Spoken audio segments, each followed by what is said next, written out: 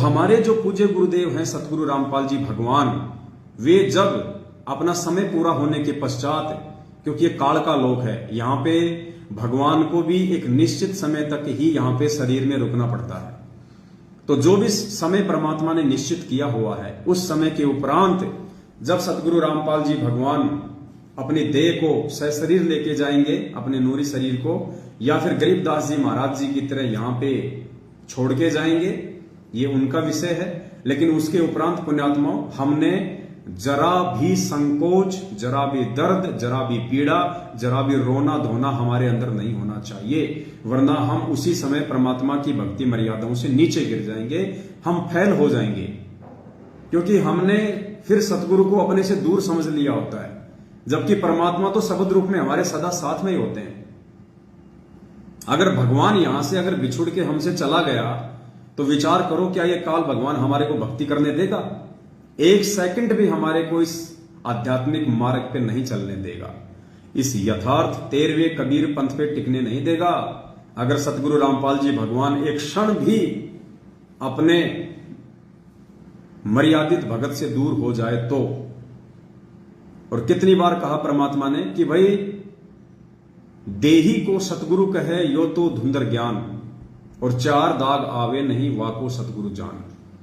कि ये जो देह है, ये जो शरीर है, इसको यदि तुम सतगुरु मान रहे हो, परमात्मा मान रहे हो, तो ये तुम्हारा व्यर्थ का ज्ञान है, ये तुम्हारी अज्ञानता को दर्शाता है। देही को सतगुरु कहे यो तो धुंधर ज्ञान, और 4 दाग आवे नहीं वाको सतगुरु जान।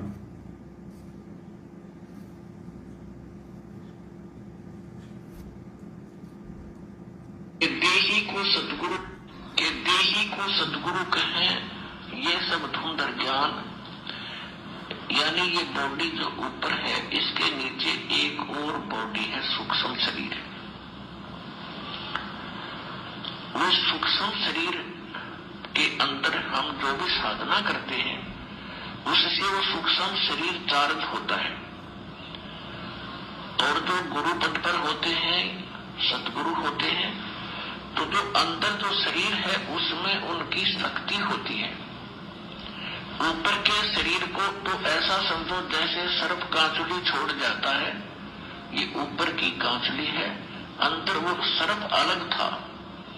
तो ये ऊपर जो बॉडी सूक्ष्म आपको दिखाई दी है, जो माता पिता से हमें प्राप्त हुआ है, ये तो एक कांचुली समझ लो सर्प वाली, और इसके अंदर ओरिजिनल शरीर है, वो है सतगुरु, और उस शरीर में वो शक्ति युक्त है। ऊपर से चाहे उसका उस 5 तत्वों का बॉडी कैसा ही लगता हो आपको, चाहे पुराना हो, टूटा फूटा हो, काला हो, पीला हो, सफेद हो, लेकिन अंदर जो वस्तु है वो है सतगुरु, जो इस बॉडी के अंदर है। देही को सतगुरु कहे, ये सब धुंधर ज्ञान, 4 दाग आता नहीं वाको सतगुरु जान। और वैसे भी परमात्मा बार बार अपने सत्संगों में कहते हैं कि ना सतगुरु जननी जने जाके मां ना बाप, पिंड भ्रमण से रहित हैं ना जहां तीनों ताप। कि जो सतगुरु होते हैं, यानी सतगुरु की भूमिका तो परमात्मा स्वयं ही करेगा।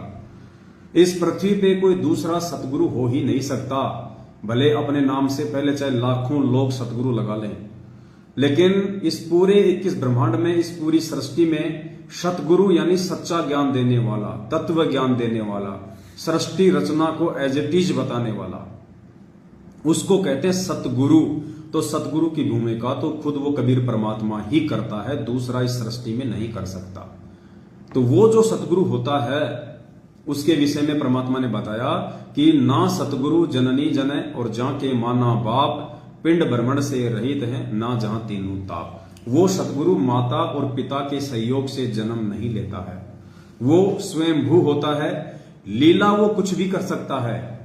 आप और हमारी जो चरम दृष्टि है, हमें ऐसा लगेगा कि वो एक माता पिता से जन्म लेके आए हैं, लेकिन ऐसा नहीं होता है।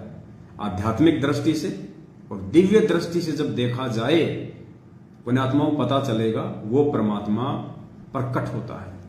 लीला वो कैसी भी करेगा, जैसे कि गरीबदास जी महाराज स्वयं कबीर परमात्मा थे और उन्होंने भी एक लीला की। अपने मुंह बोले माता पिता उन्होंने बनाए, एक जन्म लेने की उन्होंने लीला की। दुनिया को लगा कि इनका मां के गर्भ से जन्म हुआ है, लेकिन वो मां के गर्भ से नहीं जन्मे थे, वो परमात्मा थे भाई। इसी प्रकार गरीबदास जी महाराज जी का जो जीवन था, सेम टू सेम वही जीवन आज सतगुरु रामपाल जी भगवान ने आप और हम भक्तों को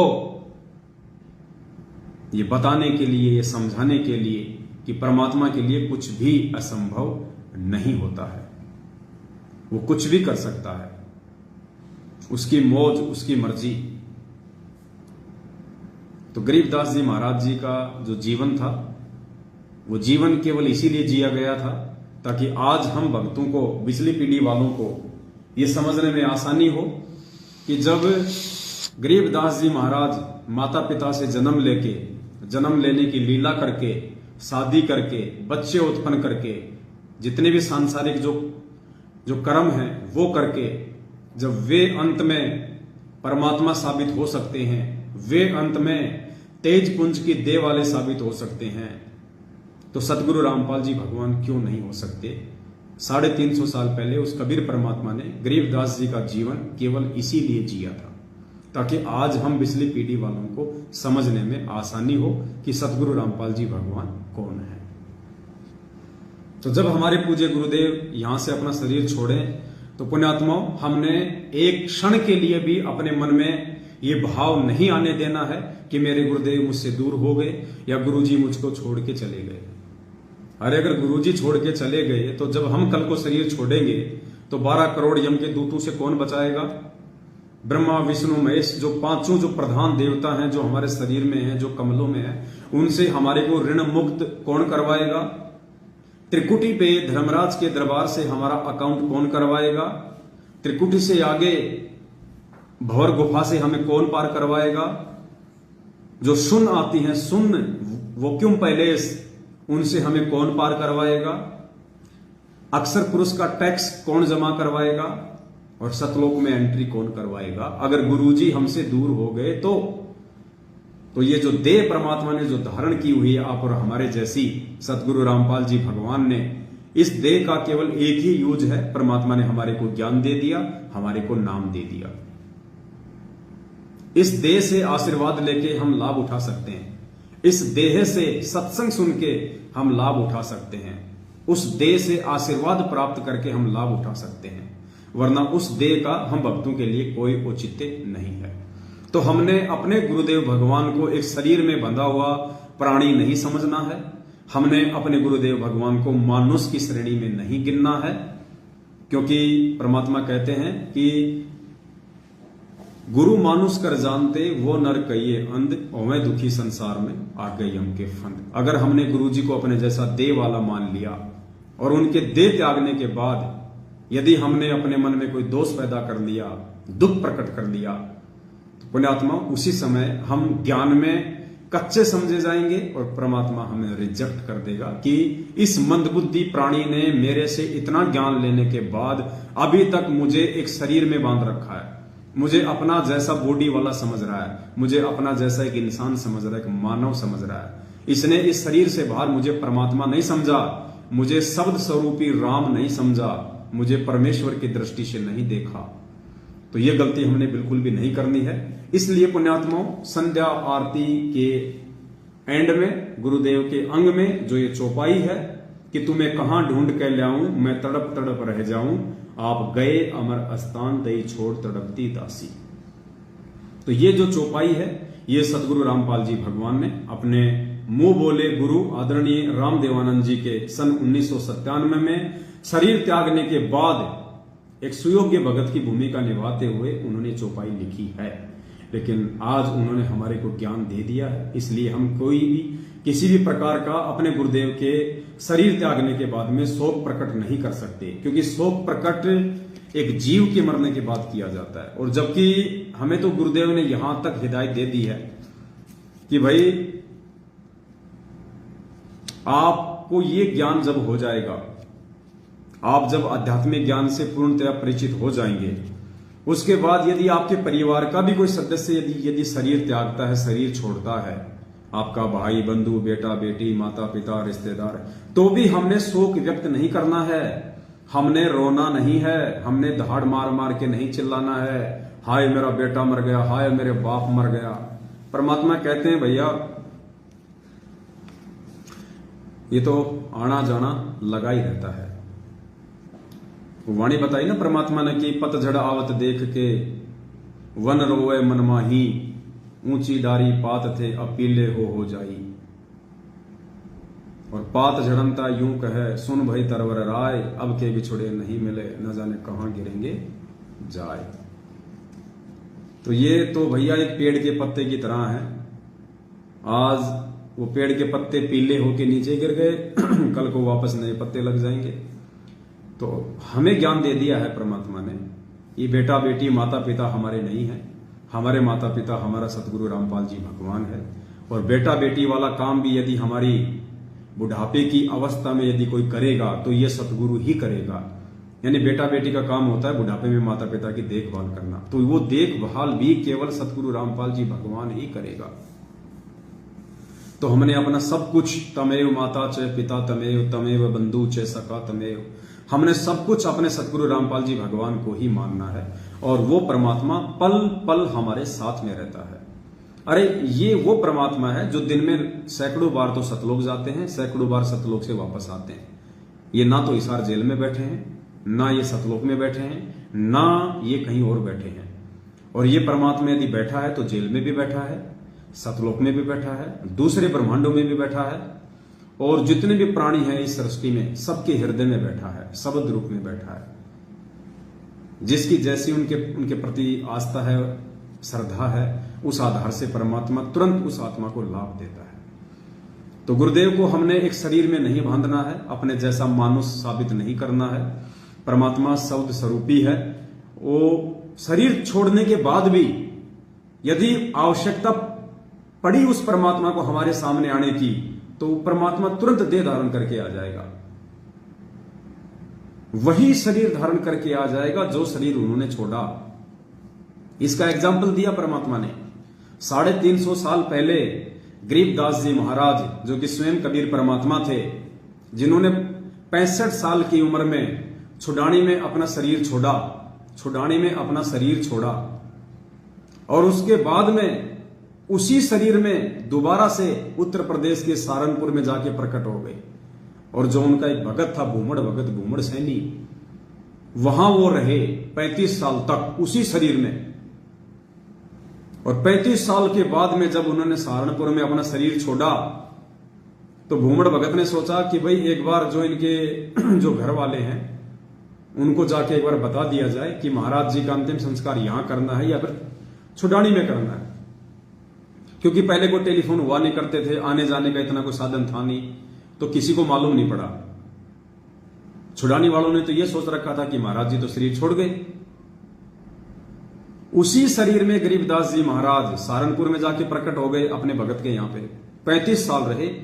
शरीर छोड़ने के बाद फिर भूमड़ भगत, उन्होंने एक संदेशा भिजवाया छुडानी में कि भाई जो गरीबदास जी थे उन्होंने वहां सहारनपुर में अपना शरीर छोड़ दिया है, और उनका जो अंतिम संस्कार है वो सहारनपुर में करना है या यहां करना है।